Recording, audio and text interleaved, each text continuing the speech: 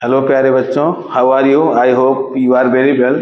Today I will discuss about properties of cross vector. जैसा कि हम लोग पिछले वीडियो में पढ़ चुके हैं कि डॉट प्रोडक्ट क्या होता है, क्रॉस प्रोडक्ट क्या होता है, और क्रॉस प्रोडक्ट का डिफिनीशन हम लोग क्रॉस प्रोडक्ट का formula A cross B equal to आया था A B sine theta N cap, पर जहां एन कैप उसके दिशा को बताता था और दिशा को हम लोग दो विधियों से ज्ञात करते थे, एक राइट थंब रूल और एक स्क्रू वाला रूल बताए थे हम। उसी के अकॉर्डिंग हम लोग जो है वेक्टर के डायरेक्शन से, उसके बाद हम लोग ये भी प्रूफ किए थे कि प्रॉपर्टीज में कि A cross B not equal to B cross A, कि कम्यूटेटिव नहीं होता है।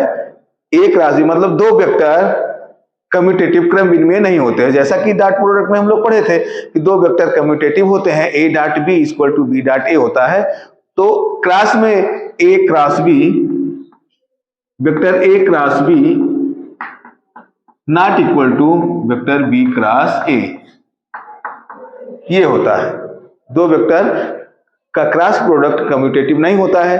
अगर हमें इसके इक्वल लिखना है तो ऐसे लिखना होगा, vector A cross B equal to minus vector B cross A. तो ये दोनों आपस में बराबर होंगे, लेकिन वो निगेटिव साइन, और अब ये प्रूव भी कर दिए थे कि माइनस कैसे आया था। तो आइए अगली प्रॉपर्टीज हम पढ़ते हैं कि अगर दो वेक्टर दिए जाएं, सपोज दैट वेक्टर ए ये है और वेक्टर बी, दो वेक्टर हैं और both are parallel to each other, ये दोनों आपस में क्या है, पैरेलल है। तो आप बहुत भली बात जानते हो, दो parallel lines makes angle between them is 0 degree. क्या होता है, दो पैरेलल लाइन, वैसे दो वेक्टर अगर समांतर हैं तो उनके बीच जो एंगल बनेगा अर्थात थीटा इक्वल टू, वो क्या हो जाएगा, 0 हो जाएगा। क्या हो जाएगा, 0 हो जाएगा। तो अगर कहा जाए कि इसका क्रॉस प्रोडक्ट निकालिए तो A cross B equal to क्या होगा, vector A cross vector B equal to क्या होगा, by definition you are well known about the definition of cross product. Cross product में क्या होता है, दो वेक्टरों का क्रॉस प्रोडक्ट होता है, उनके परिमाणों तथा उनके बीच बने कोण के साइन के गुणनफल के बराबर होता है, तथा उनमें क्या होता है, डायरेक्शंस होता है, एन कैप होता है। एन कैप हम लोग निकाले, डायरेक्ट क्या होता है, वेक्टर क्वांटिटी में मैग्नीट्यूड और डायरेक्शंस दोनों होते हैं। तो वो क्या दिखाता है, A cross B equal to होता है A B sine theta N cap, where n cap is the directions of a cross b। a cross b का डायरेक्शन बताता है ना। तो कहने का मतलब है कि हम लोग इसका क्रॉस प्रोडक्ट निकाले, क्रॉस प्रोडक्ट क्या होगा, तो थीटा आपने फाइंड आउट किया, थीटा इक्वल टू 0 डिग्री। आइए वैल्यू रखते हैं, ए क्रॉस बी इक्वल टू क्या होगा, अगर इसका मैग्नीट्यूड हम मान लेते हैं, मॉड निकालें, इसका मैग्नीट्यूड ए, इसका मैग्नीट्यूड जो है वो भी है, मैग्नीट्यूड ही परिमाण कहलाता है, और मैग्नीट्यूड मींस मॉड, तो दोनों का ए और बी दिया है। तो A cross B equal to क्या हो जाएगा, ए बी, मतलब ए का परिमाण ए और बी का मैग्नीट्यूड बी साइन, अब साइन थीटा क्या रखोगे, दोनों तो क्या है, पैरेलल है, तो पैरेलल में 0 साइन 0 इंटू एन कैप। अब साइन 0 का मान 0 आप लोग जानते हो, तो साइन 0 से मल्टीप्लाई, साइन 0 का मान 0, जब 0 से मल्टीप्लाई करोगे तो क्या हो जाएगा, 0 हो जाएगा। अर्थात ए क्रॉस बी इक्वल टू क्या आया, 0 आया। कब, जब दो वेक्टर पैरेलल होते हैं तो उनका जो है क्रॉस प्रोडक्ट 0 होता है। तो we can say that the cross product of two parallel vector is 0 according to definition. आप लोग डिफिनीशन के अकॉर्डिंग ही चलोगे ना, कि एक क्रॉस दो समांतर वेक्टरों का वेक्टर प्रोडक्ट या सदिश गुणनफल या क्रॉस प्रोडक्ट, तीन कहते हो ना, वेक्टर प्रोडक्ट का हो चाहे क्रॉस प्रोडक्ट का हो चाहे सदिश गुणनफल का हो, क्या आया, 0 आया। तो हमारा क्या हो गया कि प्रॉपर्टीज जो दूसरी मिली कि अगर दो vector A parallel to vector B हो तो इनका ए क्रॉस बी क्या निकला, A cross B equal to 0। ठीक है, तो अब इसमें तो कोई डाउट नहीं है। अब आगे हम लोग बढ़ते हैं कि पैरेलल हो गया अगर दो वेक्टर एक दूसरे के लंबवत हो, परपेंडिकुलर वेक्टर ए है ये और दूसरा वेक्टर ऐसे वेक्टर बी एक दूसरे के क्या है, लंबवत है। तो अगर कहा जाए तीसरा जो प्रॉपर्टी है vector A perpendicular vector B, इसका क्रॉस प्रोडक्ट निकालें हम लोग, तो फिर वही हम लोग को फार्मूला पता है A cross B equal to A B sine theta N cap. तो हम लोग क्या रखेंगे, परपेंडिकुलर अगर होगा तो A cross B equal to आएगा ए का मैग्नीट्यूड, वही मान लीजिए इसका मैग्नीट्यूड ए है और इसका मैग्नीट्यूड बी है, तो ए बी इसका ए और इसका ए हो गया और बी का मैग्नीट्यूड बी हो गया। साइन परपेंडिकुलर में क्या हो गया, दो वेक्टर अगर ऐसे दिए जाएं और एक दूसरे क्या है, ये परपेंडिकुलर है, इनके बीच 90 डिग्री है, तो क्या हो जाएगा साइन 90 एन कैप, और आप लोग जानते हो साइन 90 इक्वल टू होता है 1, तो ये हो जाएगा A B multiply by 1 into N cap, अर्थात क्या आ जाएगा ए बी, और एन कैप केवल डायरेक्शंस को बताएगा, ठीक ना। तो ये आ गया आपका A cross B equal to A B, अर्थात हम लोग कह सकते हैं कि दो वेक्टर का क्रॉस प्रोडक्ट, दो लंबवत vector, two perpendicular vector, if given two vector both are to each other 90 degree at 90 degree, अर्थात आप कह सकते हो दोनों अगर लंबवत हों, एक दूसरे के लंब पर हों, तो उनका जो क्रॉस प्रोडक्ट आएगा उनके परिमाणों के, उनके मैग्नीट्यूड के मल्टीप्लिकेशन के बराबर आएगा। तो we can say that the cross product of two perpendicular vector is the multiplication of magnitude itself, अर्थात कहने का मतलब है उनके परिमाणों के मैग्नीट्यूड के गुणनफल के बराबर आएगा। दो वेक्टरों का क्रॉस प्रोडक्ट सदिश गुणनफल वेक्टर प्रोडक्ट, दो लंबवत वेक्टरों का क्रॉस प्रोडक्ट वेक्टर प्रोडक्ट सदिश गुणनफल क्या होता है, उनके परिमाणों के योग के, परिमाणों के गुणनफल के, सॉरी परिमाणों के गुणनफल के बराबर आएगा। तो हम लोग प्रॉपर्टीज धीरे धीरे पढ़ रहे हैं कि पहला प्रॉपर्टी पढ़ लिए कि क्रॉस प्रोडक्ट कम्यूटेटिव नहीं होता है, दूसरा क्या आया कि अगर दो वेक्टर पैरेलल हों तो उनका जो है क्रॉस प्रोडक्ट 0 होता है, तीसरा क्या पढ़े कि अगर एक दूसरे के लंबवत हों तो उनका क्रॉस प्रोडक्ट उनके परिमाणों के गुणनफल अर्थात multiplication of the magnitude to itself, अर्थात उनके परिमाणों के गुणनफल के बराबर है। तो आशा करते हैं कि इसमें तो कोई किसी को डाउट नहीं होगा। अब आगे हम लोग बढ़ते हैं कि अगर ऑर्थोगोनल यूनिट वेक्टर का हम लोग क्रॉस प्रोडक्ट निकालें तो क्या आता है। जैसे डॉट में हमने निकाला था कि I dot I, J dot J, के डॉट के एंड आई डॉट जे, अगर हम इक्वल और अलग अलग करके निकाले थे, उसी तरीके हम लोग अब देखेंगे कि I cross J, J cross के, इन सब का मान क्या आता है। तो आइए इसको आप स्क्रीनशॉट लीजिए और फिर अगला हम लोग ऑर्थोगोनल यूनिट वेक्टरों का क्रॉस प्रोडक्ट निकालते हैं। ऑर्थोगोनल यूनिट वेक्टरों का cross product, orthogonal unit vector, ये क्या है, ऑर्थोगोनल यूनिट वेक्टर। ये इन सब के बीच कितना कोण होता है, 90 डिग्री होता है। ये एक दूसरे के क्या है, परपेंडिकुलर है। अब इनका हम लोग क्रॉस प्रोडक्ट निकालें। अब यहां आप लोग देख रहे हो ये क्या है, एंटी क्लॉकवाइज।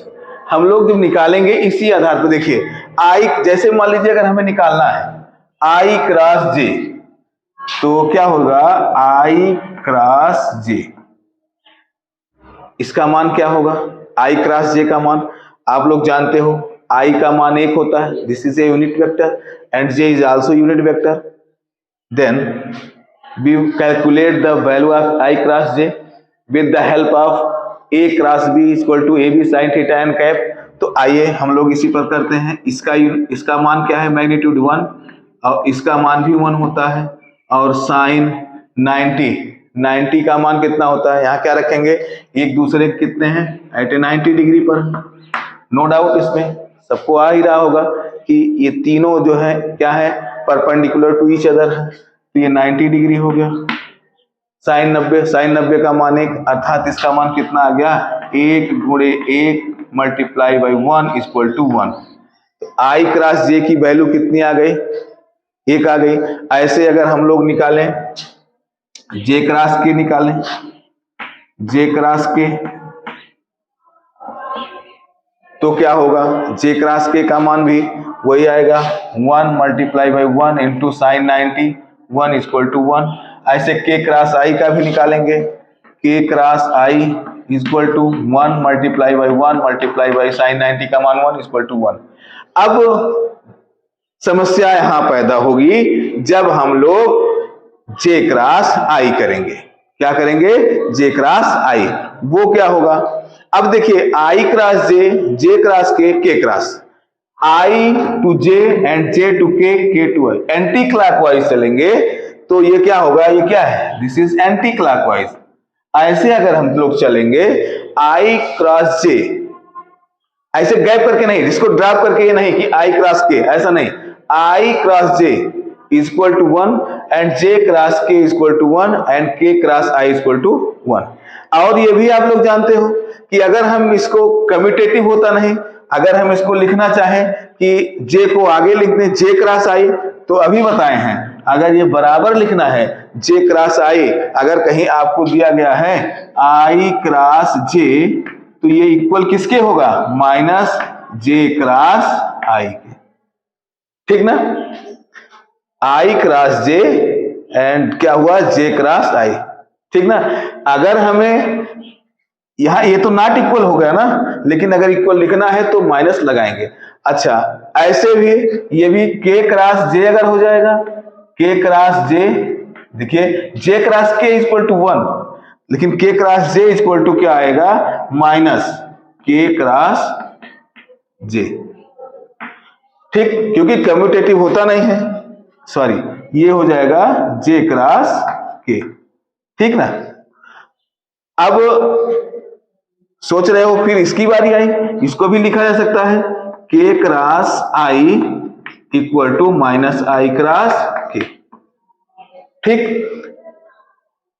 तो आइए अब इसको हम ये भी लिख सकते हैं, अगर ऐसा भी कर दें कि आई क्रॉस आई के बाद जे, आई क्रॉस जे इक्वल टू आप कह रहे हो 1, आई क्रॉस जे इक्वल टू 1, और इसको ऐसा भी लिखा जा सकता है, इसको के भी लिख सकते हैं कि नहीं लिख सकते हैं, क्यों लिखेंगे, क्योंकि आई क्रॉस जे जो बचेगा वो क्या, वही के लिख देंगे। क्यों लिखेंगे, क्योंकि जानते हैं दिस इज 1 और इसकी वैल्यू भी कितनी होती है, ये क्या है के इसको क्या है, यूनिट वेक्टर है ना, के का मान क्या होगा, के कैप का मान 1 होता है, तो इसकी जगह हम के लिख देंगे, के कैप लिख देंगे। और यहाँ आई और जे प्रेजेंट है इसलिए शेष कौन बचा है, के बचा है, इसलिए 1 की जगह हम के कैप लिख सकते हैं। तो हमारा फार्मूला क्या बन जाएगा, अगर आई क्रॉस जे है तो इसकी जगह हम के कैप भी लिख सकते हैं, कोई दिक्कत नहीं होगी ना। अगर आई क्रॉस जे है तो उसकी जगह हम लोग के कैप लिख सकते हैं। क्यों लिखें, क्योंकि अभी निकाले हैं आई क्रॉस जे इक्वल टू होता है 1 हो गया। और अभी हम लगता है पिछले 2 वीडियो में पढ़ा चुके हैं कि ऑर्थोगोनल यूनिट वेक्टर की जो मैग्नीट्यूड होती मान होता है, वैल्यू 1 होता है, तो यूएस 1 की जगह हम क्या लिख दें, के लिख सकते हैं कि नहीं लिख सकते हैं। अब आप लोग कहोगे सर क्यों के लिखे, आई जे क्यों नहीं, क्योंकि आई जे ऑलरेडी हम ले चुके हैं। तो यहां देखिए आई और जे ले लिए हैं, तो इनका जो क्रॉस प्रोडक्ट निकाले हैं वो 1 आया, तो इसका मतलब हम उसकी जगह के लिख सकते हैं। ऐसे अब जे क्रॉस के अगर हम लोग निकालेंगे तो क्या बचा इधर आई, ठीक, जे क्रॉस के इक्वल टू 1 होगा, 1 की जगह हम आई कैप लिख सकते हैं। तो कहीं अगर आपकी वैल्यू ऐसी दिखाई पड़ी जे क्रॉस के, तो वहां आई कैप हम लोग लिख सकते हैं। अब के क्रॉस आई, देखिए आई क्रॉस जे हो गया, तो जो बचा था शेष उसको लिख दिए। अब क्या आया के क्रॉस, अब जे क्रॉस के हुआ, इसकी बारी आई जे क्रॉस के, तो ये शेष बचा था तो आई लिख दिए। और फिर अब K cross I cap equal to K cross I, क्या बचेगा, जे कैप। तो ये हमारे पास एक फार्मूला टाइप मिल गया कि अगर कहीं 2 यूनिट वेक्टर का क्रॉस प्रोडक्ट निकाला जा रहा है तो रिमेनिंग, लेकिन अकॉर्डिंग टू एंटी क्लॉकवाइज, ठीक ना, हम किससे चलेंगे, एंटी क्लॉकवाइज चलेंगे।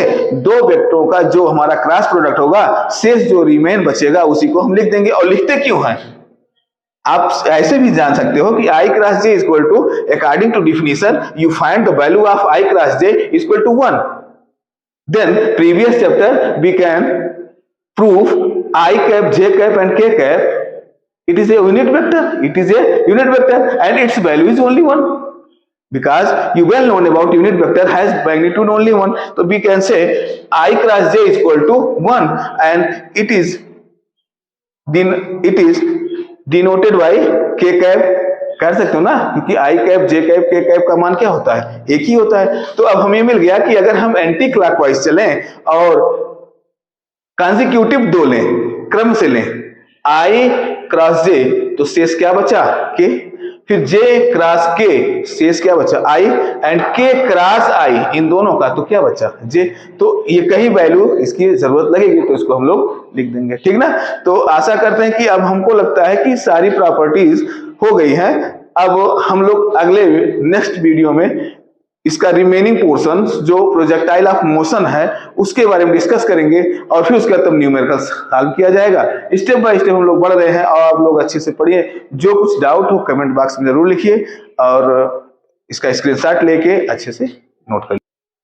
तो बच्चों ये समझ में आ गया होगा, लेकिन अब आप लोगों को एक हम आपको बता रहे हैं कि आपके परीक्षाएं नजदीक आ गई हैं। संभवतः फरवरी में एग्जाम हो जाएगा, शुरू हो जाएगा, स्टार्ट हो जाएगा और जनवरी में आपके प्रैक्टिकल होंगे। तो आप लोग अब कमर कस लीजिए और आप अगर 4 घंटे पर डे पढ़ रहे थे तो उसको 6 घंटे बढ़ा लीजिए, क्योंकि आपके पास अब बहुत कम समय बचा हुआ है। सोने का समय नहीं है, जगने का समय है, हार्ड वर्क करना है और प्रैक्टिस करना है। कहते हैं practice makes the man perfect.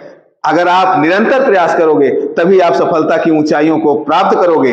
तो हम चाहते हैं कि अब बच्चों बहुत ही कम समय बचा हुआ है, आप एकदम जुट जाइए और एकदम सब जितना दशहरा दीपावली सब कुछ समाप्त हो गया है। अब कोई ओकेजन नहीं है, आपका ओकेजन केवल परीक्षा होगा और परीक्षा में अधिकतम अंक लाने के लिए अब कोई एक्सक्यूज नहीं। आप लोग 2 घंटे पढ़ते थे तो 6 घंटे कर दीजिए, 6 घंटे तो 8 घंटे कर दीजिए निरंतर। अब कंटिन्यूटी आप बनाइए, अब कोई लापरवाही नहीं होनी चाहिए, ठीक ना। Thank you.